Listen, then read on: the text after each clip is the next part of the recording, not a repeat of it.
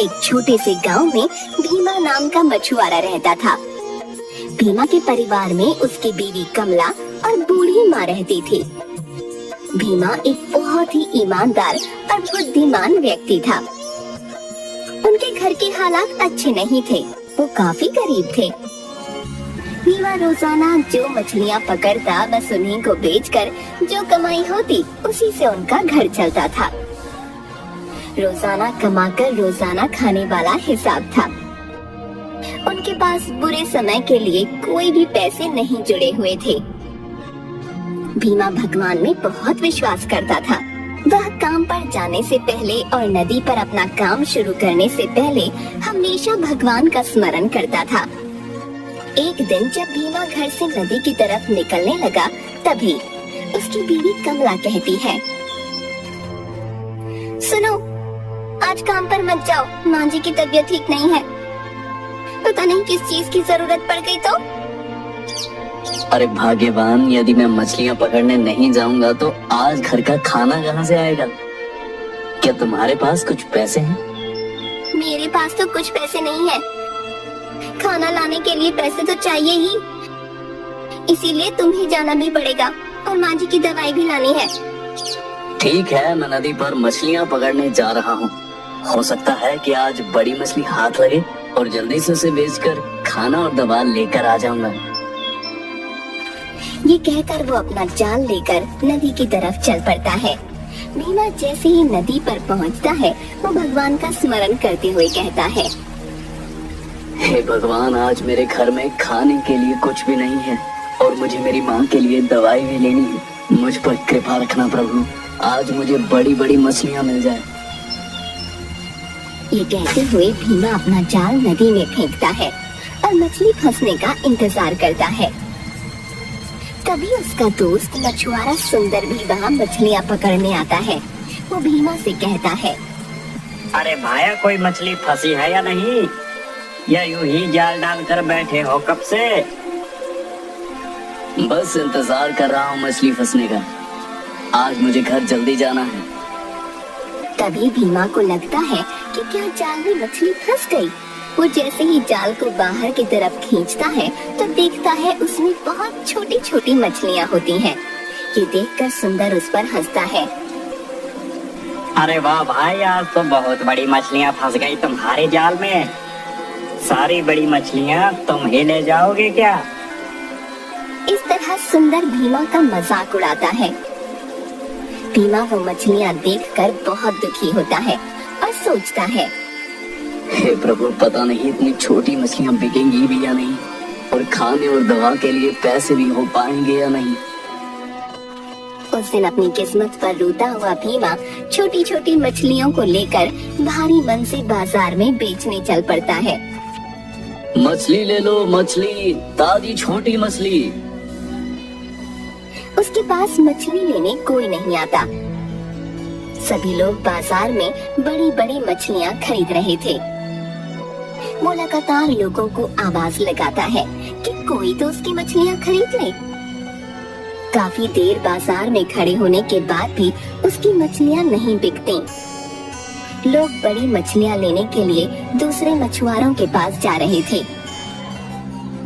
अब बाजार बंद होने वाला था और सभी मछुआरे अपनी मछलियाँ बेचकर घर वापस जा रहे थे, परंतु भीमा निराश था। वहीं बाजार में खड़ा इसी उम्मीद में कि कोई तो उसकी मछलियाँ खरीद ले। तभी एक व्यक्ति भीमा के पास आता है। अरे भाई साहब, ये मछलियाँ किस दाम में दे रहे हो? जी भाऊजी, ये सब मछलियाँ आप 200 रुपए में ले लीजिए। इस पर वो व्यक्ति कहता है, यह तो बहुत छोटी छोटी मछलियाँ हैं, इनके 200 तो नहीं दूंगा, 100 में देना है तो दे दो। भीमा बेचारा क्या करता। उसे लगा कि कहीं ये ग्राहक भी चला गया तो उसे 100 रुपये भी नहीं मिलेंगे। वह 100 रुपये में सारी मछलियाँ उस व्यक्ति को दे देता है। भीमा जल्दी जल्दी दवाई और कुछ खाने का सामान लेने के लिए बाजार की तरफ चल पड़ा। तभी उसके पीछे से किसी की आवाज आती है, अरे बेटा, कोई इस बुढ़िया को खाना खिलाएगा? मैंने 2 दिन से कुछ नहीं खाया और मुझ में अब इतनी शक्ति नहीं कि मैं चल भी पाऊं। भीमा पीछे मुड़कर देखता है तो वहाँ एक बुढ़िया बैठी थी जो देखने में बहुत कमजोर और बीमार लग रही थी। भीमा को उसे देखकर दया आ जाती है। आज उसके पास पैसे कम थे, परंतु फिर भी वह बिना मदद किए आगे नहीं जा पाता और उन पैसों में से थोड़े से पैसों से उस बुढ़िया को केले खरीद कर देता है। बुढ़िया भीमा से कहती है, बेटा तुम बहुत अच्छे हो, तुम्हारा दिल बहुत बड़ा है। यहाँ से कितने लोग गुजरे परंतु किसी ने मेरी तरफ मुड़कर देखा भी नहीं। तुमने मेरी इतनी मदद की और मुझे खाने को ला कर दिया, तुम्हारा बहुत बहुत शुक्रिया। भीमा वहाँ से चलने लगता है तो बूढ़ी अम्मा उसे रोक कर कहती है, देखो बेटा, तुमने मेरी इतनी मदद की तो मैं भी बदले में तुम्हें कुछ देना चाहती हूँ। बुढ़िया अपने हाथ से कुछ दाने भीमा के हाथ पर रखती है और उससे कहती है, देखो बेटा, कल जब तुम मछली पकड़ने जाओ तो मछली पकड़ने से पहले नदी में एक दाना डाल देना, उसके बाद वहीं पर अपना जाल डाल देना। ध्यान रहे, जाल डालते समय तुम्हें मन ही मन उस नदी की देवी को याद करना है और प्रार्थना करनी है कि वो तुम पर कृपा करें। परंतु इस प्रक्रिया के दौरान वहाँ कोई भी नहीं होना चाहिए, अर्थात कोई व्यक्ति वहाँ आकर तुम्हारे स्मरण में विघ्न न डाले, वरना उस नदी की मछलियों में से एक भी तुम्हारे जाल में नहीं फंस पाएगी। यदि पहली बार में ऐसा होता है तो तुम्हें केवल एक मौका और मिल पाएगा। तुम दूसरा दाना डालकर फिर से यही प्रक्रिया दोहराना, पर याद रहे वो तुम्हारा आखिरी मौका होगा।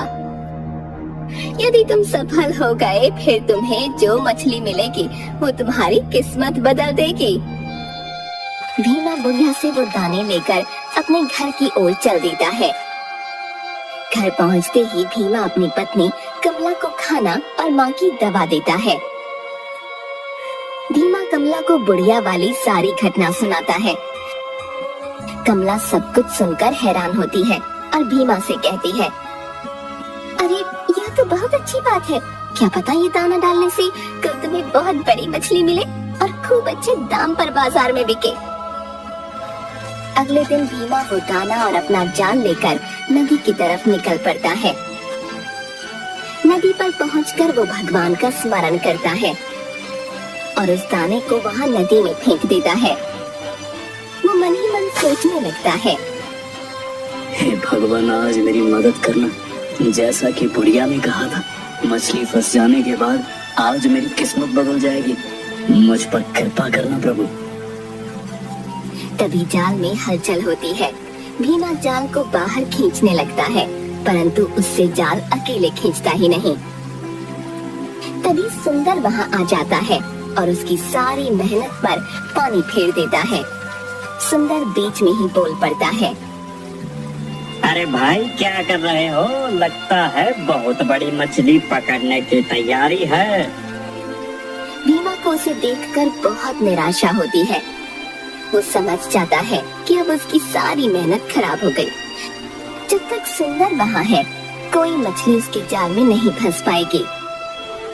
तब अचानक नदी में जोर जोर से लहरें उठने लगती हैं और नदी के ऊपर कुछ मरी हुई मछलियाँ तैरने लगती हैं। ये नजारा देखकर भीमा बहुत चिंतित हो जाता है और सोचता है, यदि सारी मछलियाँ मर गई तो अनर्थ हो जाएगा।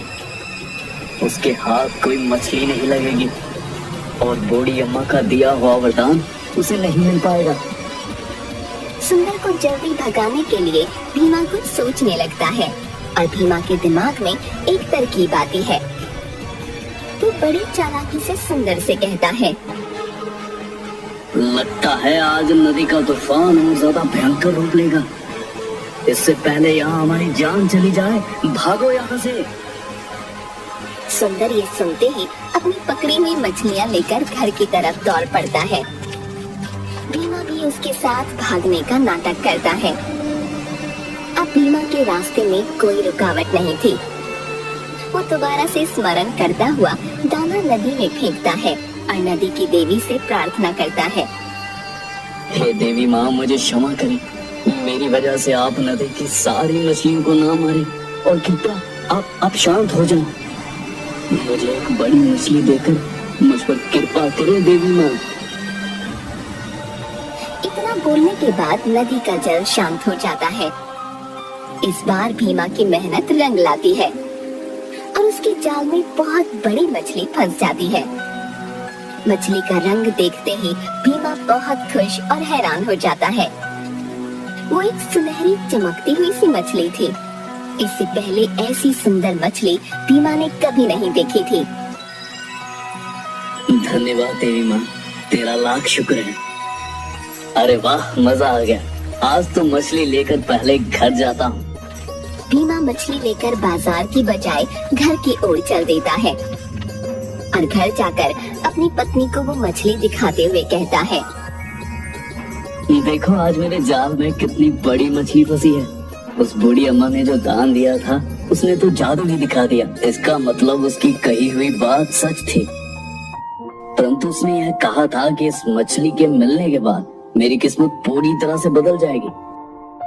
पर यदि मैं इस मछली को आज ही बेच देता हूँ तो उसे मिले पैसे तो कुछ ही दिनों में खत्म हो जाएंगे। जरूर बूढ़ी अम्मा कुछ और कहना चाहती थी। अरे, इतनी बड़ी मछली फंसी है और क्या किस्मत खुलेगी? तुम कहना क्या चाहते हो? काफी देर सोचने के बाद भीमा उस मछली को काटता है। वो जैसे ही उस मछली को काटता है, भीमा और कमला की आंखें फटी की फटी रह जाती हैं। मछली के अंदर एक चमकता हुआ बहुत बड़ा सोने का सिक्का निकलता है। देखा, मैं ना कहता था कि बूढ़ी अम्मा जरूर मुझे कुछ कहना चाह रही थी। यदि मैं यह मछली ऐसे ही बेच आता तो यह सिक्का उसके साथ यूं ही चला जाता। अब यह सिक्का बेचने पर मुझे बहुत से पैसे मिलेंगे जिससे मैं नया काम शुरू कर सकता हूँ। कमला और भीमा बहुत खुश होते हैं। भीमा बाजार में जाकर पहले मछली को बेचता है जिससे उसे काफी अच्छे पैसे मिलते हैं। बाद में सोने के सिक्के को लेकर बाजार में जाता है और उसे भी बेच देता है। सोने के सिक्के के बदले उसे बहुत सा धन मिलता है। अब भीमा की गरीबी दूर हो गई थी। भीमा उसी रास्ते पर जाता है जहाँ उसे वो बूढ़ी अम्मा मिली थी। वो चाहता था कि वो उसका शुक्रिया अदा करे, परंतु वहाँ पर उसे कोई बूढ़ी अम्मा नहीं मिलती और आसपास ढूंढने पर भी कोई बूढ़ी अम्मा नहीं दिखती। तभी भीमा मन ही मन सोचता है कि भगवान ने उसकी मदद के लिए ही किसी फरिश्ते को भेजा था। भीमा उस पैसे से अपना नया कारोबार शुरू करता है और देखते ही देखते बहुत पैसे वाला बन जाता है। इसके बाद से भीमा अपने परिवार के साथ खुशी खुशी जीवन व्यतीत करता है।